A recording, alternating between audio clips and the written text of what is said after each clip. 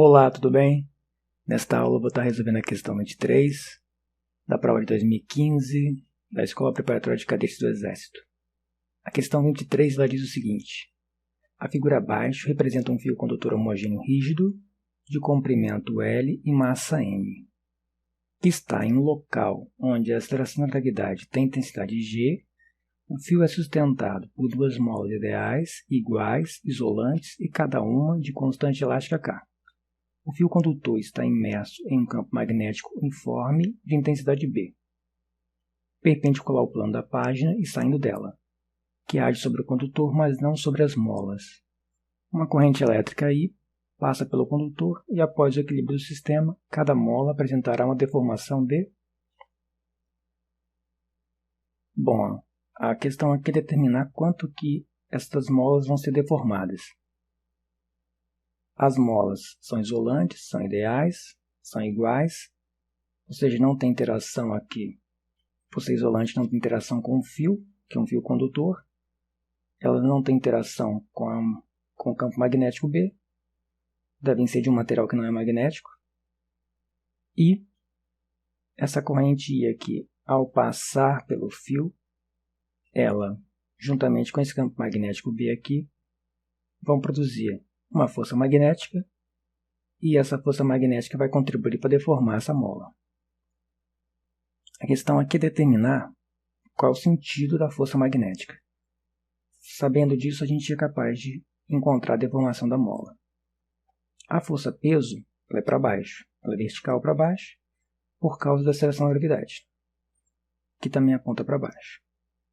Agora, a força magnética, você precisa determinar qual é o sentido dela. Se ela é vertical para cima ou se ela é vertical para baixo. Se ela for vertical para cima, ela comprime a mola. Se ela for vertical para baixo, ela distende a mola. Para poder determinar o sentido da força magnética, eu vou estar usando um sistema de coordenadas de 3 dimensões, com 3 coordenadas aqui. Então aqui eu vou chamar aqui o eixo Z, aqui o eixo X, e este terceiro aqui o eixo Y. Então é um sistema cartesiano com três eixos, né? A gente está acostumado com 2 eixos, aqui tem 3. Voltando aqui para o problema, o campo magnético B está saindo do plano aqui da folha, no nosso caso do plano da tela, né? Então esse campo magnético B aqui ele é ortogonal ao plano da tela, ele está saindo dela. Esse símbolo aqui, esse círculo com um pontinho dentro, ele significa saindo. Quer dizer que o vetor está saindo. Então, vetor saindo. Okay? Isso aqui é como se fosse a ponta da flecha que representa cada vetor aqui do campo magnético B. Então, eu vou representar o campo magnético na direção X. Como está saindo, então é na direção positiva. Vai para cá. Então, aqui estaria, por exemplo, o nosso vetor que representa o campo magnético.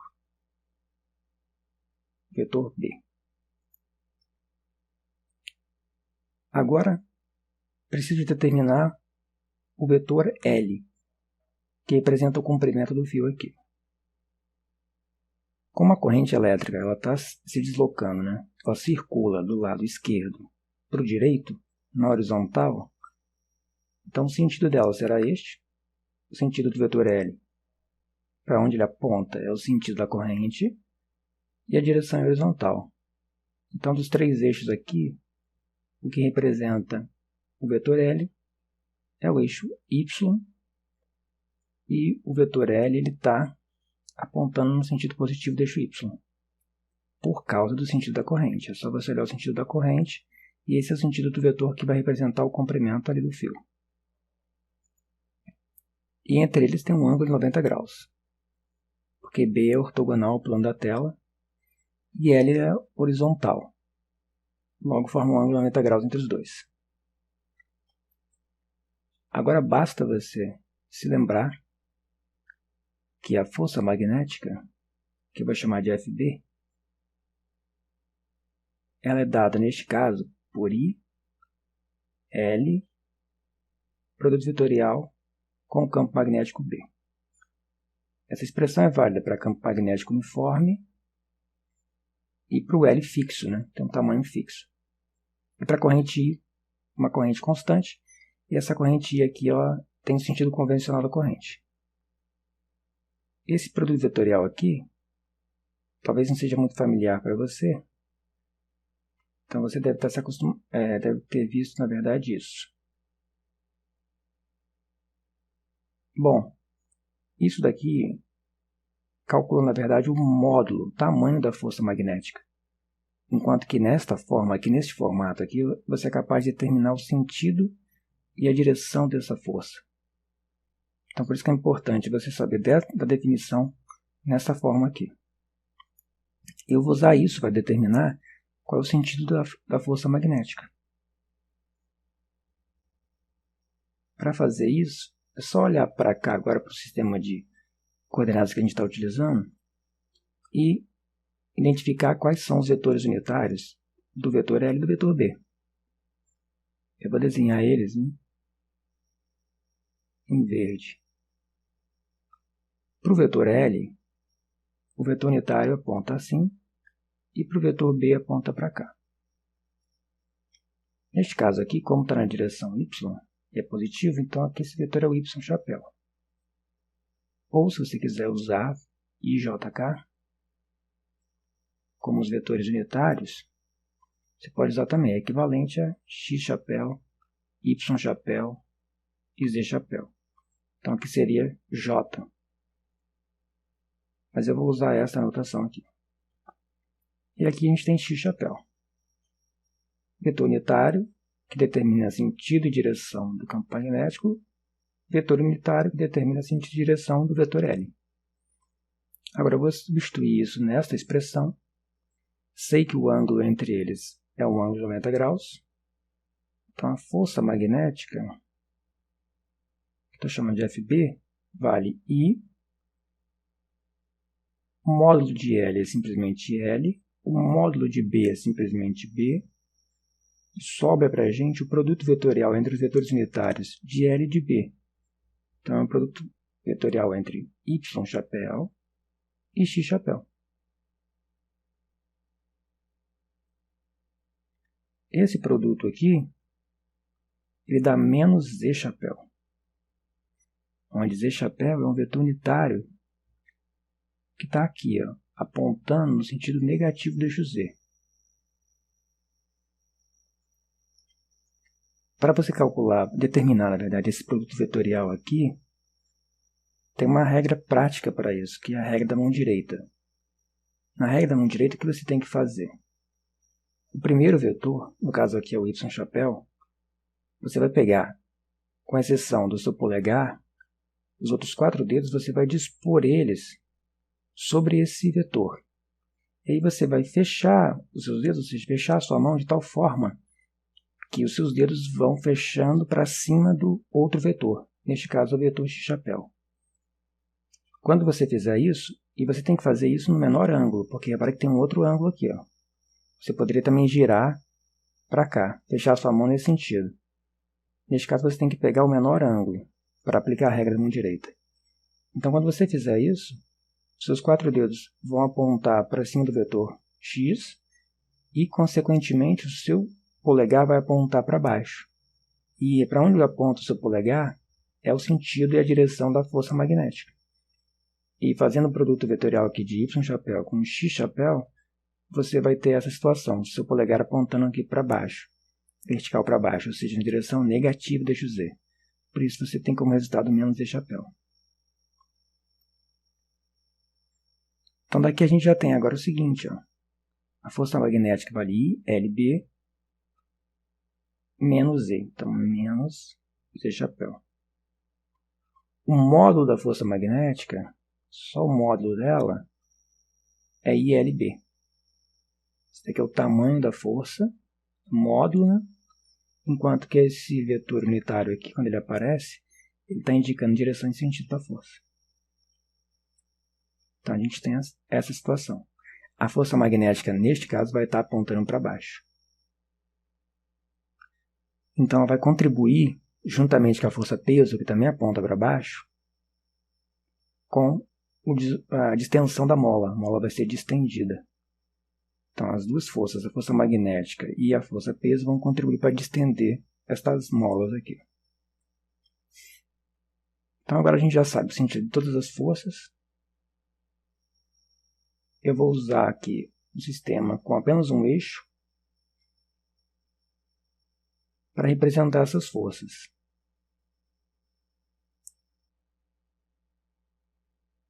Eu vou assumir que a origem do meu sistema está aqui. E o primeiro vetor que eu vou desenhar, como eu já determinei, a força magnética aponta para baixo. Então, vou chamar esse vetor aqui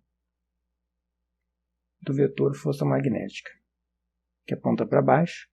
Esse eixo aqui, por exemplo, é o eixo Z. A força peso também aponta para baixo. Vou desenhar ela aqui em vermelho. O tamanho dos vetores aqui, eu estou colocando sem escala, não sei qual força é maior, se é a força peso ou se é a força magnética. Isso não importa agora, porque eu só estou fazendo um esquema para representar o sentido e a direção delas. Este ponto aqui é como se eu tivesse um fio aqui. A ideia aqui é essa. Essas forças estão atuando sobre o fio e sobre a mola. Mas eu estou colocando a minha origem aqui no fio. Algo desse tipo. Aqui está o meu eixo Z. E a minha origem está aqui. Ó. Só que depois que ocorrer o equilíbrio do sistema. Então eu estou considerando esse momento de equilíbrio. Porque é assim que ele quer que você determine a distensão ou a compreensão daquela mola, quando o sistema entrar em equilíbrio. Então o sistema entrou em equilíbrio, o fio está passando aqui, por exemplo, está aqui, e tem forças para baixo e forças para cima. Força peso, força magnética e, por fim, a força elástica, que eu vou representar aqui com esse vetor azul, que eu vou chamar de FE. Então essas são as três forças que a gente tem ali. Força elástica. A força elástica é uma força de reação à distensão da mola. Por isso ela aponta para cima. Enquanto que a força peso aponta para baixo, por causa da gravidade, que aponta verticalmente para baixo. E a força magnética, como a gente já viu, ela também aponta para baixo. Agora, como eu estou considerando que essa é a situação de equilíbrio, na situação de equilíbrio, a somatória de todas essas forças tem que ser nula. Em outras palavras, se isso aqui está em equilíbrio, então esse sistema tem aceleração nula. Não confunda com velocidade nula. Porque o que importa é que a aceleração seja nula. E eu posso ter uma aceleração nula e, consequentemente, uma velocidade diferente de zero, mas constante. Então, meu sistema pode estar em equilíbrio, mas com velocidade constante. Não tem que estar com velocidade nula para estar em equilíbrio. Então, eu vou me referir sempre à aceleração. Então, aqui a soma das forças, vou chamar de FR, a soma de todas as forças, que é igual a massa vezes a aceleração do sistema, ela tem que ser igual a zero. Ou seja, A é zero. Então, a força resultante é nula. E quem é essa força resultante? É a soma de todas essas forças aqui. Agora, a importância do sentido, olha. A força elástica, ela aponta para cima, sentido positivo do eixo Z. Então, eu tenho FE aqui. Vou colocar só os módulos agora. Enquanto que a força peso aponta para baixo. Então, eu tenho menos FP. E a força magnética, FB, aponta para baixo também. Então, eu tenho menos FB. E tudo isso igual a zero. Agora eu vou substituir quem é força elástica, quem é força peso e quem é força magnética. A força elástica, ela vai ser dada por Kx. Só que você tem que se lembrar que nesse problema você tem duas molas. Então, cada mola contribui com uma força, que vale Kx para essa e Kx para essa outra aqui. Então, essa força elástica, ela vale duas vezes Kx. Onde cai a constante elástica das molas, X é a deformação que as molas vão sofrer. A força-peso vale mg. Este m aqui, vou colocar em maiúsculo, que é a massa do fio. A massa das molas não entra porque as molas são ideais. Então, quando as molas são ideais, você despreza a massa delas. E a força magnética vale ILB. Então, menos I, L o comprimento do fio, B o campo magnético aplicado externo lá. Agora é só isolar X, que é a deformação. Então, fica 2kx igual a mg mais ILB. Ou seja, X vale mg mais ILB, tudo isso dividido por 2K. Então, esta é a deformação que as molas sofrem. Cada mola sofre uma deformação dada por esta expressão aqui. Olhando aqui para as respostas, a resposta correta é a alternativa D. Bom, o problema já está resolvido. O que eu vou fazer agora? Eu observei nessa questão uma coisa interessante, que se você fizer apenas uma coisa chamada análise dimensional, você é capaz de encontrar a resposta certa sem precisar de resolver de fato o problema. Nem sempre é para fazer isso, mas nesse caso particular que dá para fazer. E isso você só vai fazer, é claro, se as suas respostas elas forem literais, que é o que está acontecendo aqui. O que eu vou fazer? Essa análise dimensional, o que é isso? Eu vou analisar qual é a dimensão dessa coisa aqui. Como a gente viu, é deformação, ou seja, é um comprimento aqui que a gente está medindo. Então, isso tem que dar dimensão de comprimento. Se já der uma dimensão diferente da de comprimento, você já pode pegar e desconsiderar aquela alternativa, que ela não pode ser a resposta. Então, vou fazer essa análise aqui, que é interessante, e que, nesse caso aqui, ela serve para você encontrar a resposta desse problema. Como é uma questão de múltipla escolha, você acaba até ganhando tempo se você fizer isso. Eu vou apagar aqui para mim ter um espaço para me fazer essa análise aqui. Embora se você tiver uma certa prática, habilidade, você nem precisa de fazer as contas. É só você olhar que você já sabe se a dimensão está certa ou não. Mas eu vou fazer passo a passo para ficar mais claro. Primeiro eu vou definir o seguinte, que força, no caso,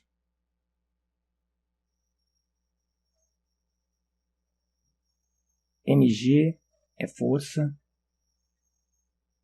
V e L aqui também é força. A força eu vou representar simplesmente com um F.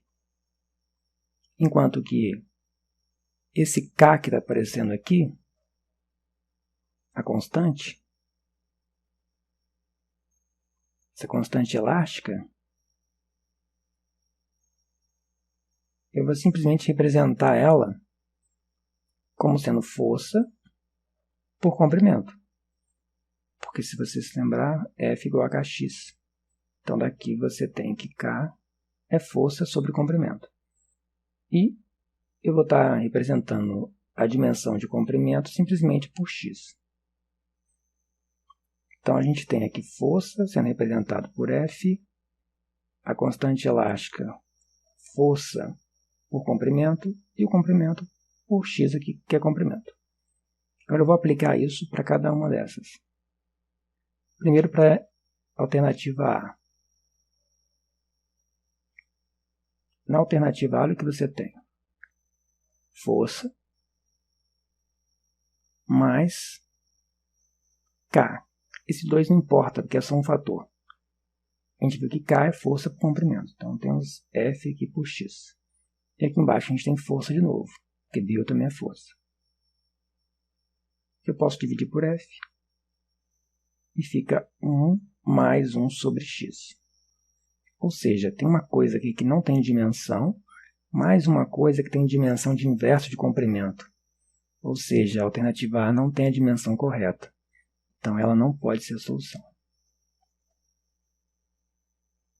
Agora eu vou para o item B. Na alternativa B, a gente tem dimensão de força dividido por dimensão de força, mg, mais dimensão de força por comprimento. Aqui eu faço a mesma coisa. Posso colocar em evidência esse F aqui de baixo.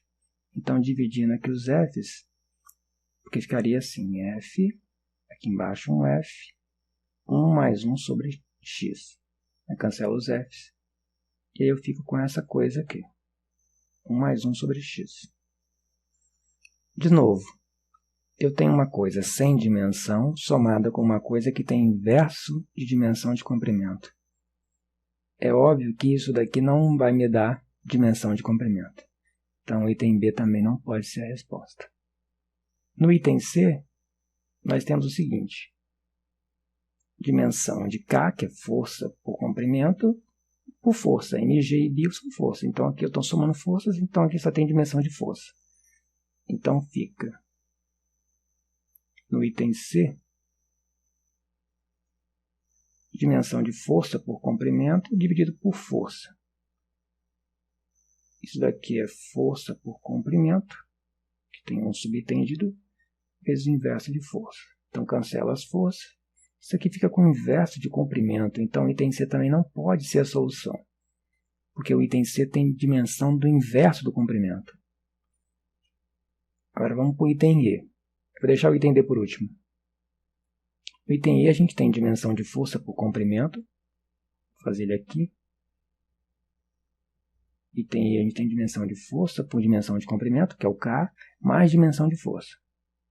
Só aí já me diz que não tem a dimensão correta. Eu estou somando coisas com dimensões diferentes, mas eu vou concluir aqui. Embaixo tem a dimensão de força, que é mg. Posso dividir por F aqui. Então eu fico com uma coisa que tem o inverso da dimensão de comprimento, mais uma coisa que não tem dimensão. Ou seja, isso aqui não tem a dimensão correta, então o item E também não pode ser a alternativa correta. Poderia ser que alguma delas tivesse a dimensão correta. Então, aí nesse caso, se você tiver mais de uma alternativa com a dimensão correta, você não vai poder eliminar e simplesmente encontrar a solução por aqui. Você vai ter que resolver o problema. Só que nesse caso particular aqui acontece que só uma delas tem a dimensão correta. A gente vai verificar isso agora, que é o item D.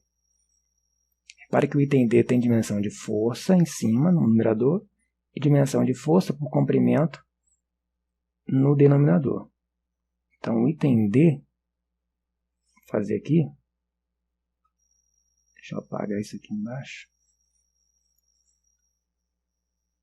O item D tem dimensão de força, por dimensão de força por dimensão de comprimento. Isso daqui fica força vezes comprimento por força. Cancela as dimensões de força e fica a dimensão de comprimento.